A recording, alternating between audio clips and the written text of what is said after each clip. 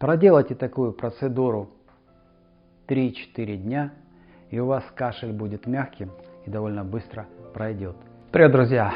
Школа долголетия рады встрече с вами. Сегодня поговорим о том, как избавиться от сильного кашля.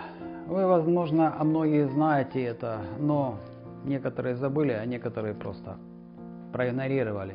Все самое простое, самое классное, самое действенное. Смотрите, что надо сделать. Если у вас сильный кашель,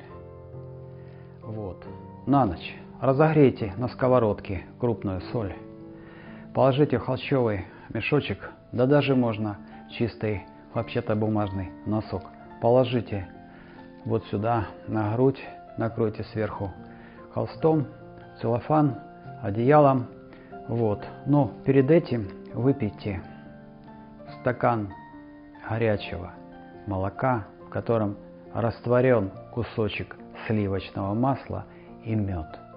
Проделайте такую процедуру 3-4 дня, и у вас кашель будет мягким и довольно быстро пройдет.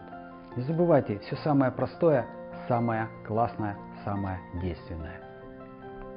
С вами была Школа долголетия. Ставьте нравится под видео, подписывайтесь на наш канал для того, чтобы первым получить информацию о здоровье и долголетии.